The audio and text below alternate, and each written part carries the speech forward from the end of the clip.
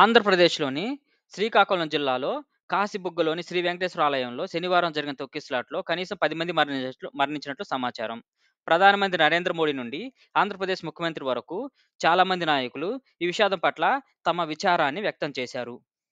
హిందూ మతం యొక్క అత్యంత పవిత్రమైన రోజుల్లో ఒకటైన ఏకాదశి సందర్భంగా కాశీబుగ్గలోని శ్రీ వెంకటేశ్వర స్వామి ఆలయంలో అనేక మంది భక్తులు గుమిగూడారు. ఈ సందర్భంలో ఒక్కసారిగా తొక్కిసలాట జరిగిందని అక్కడున్న వాళ్ళు తెలిపారు. శనివారం ఆంధ్ర ఆలయాలకు పెద్ద సంఖ్యలో భక్తులు వస్తుంటారు.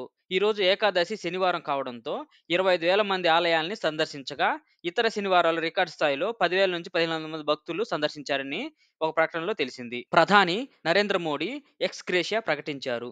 తొక్కిసలాట వార్త తెలియగానే ప్రధానమంత్రి నరేంద్ర మోడీ మృతులకు మరియు గాయపడిన వారికి ఎక్స్ గ్రేషియా ప్రకటించారు. ప్రాణాలు కోల్పోయిన వారి బంధువులకు పీఎంఎన్ఆర్ఎఫ్ నుండి ఒక్కొక్కరికి 2 లక్షల ఎక్స్ గ్రేషియా ఇవ్వబడుతుందని చెప్పారు. గాయపడిన వారందరికీ 5,000 చొప్పున అందరికి అందజేస్తుందని పీఎంఓ ప్రకటించింది.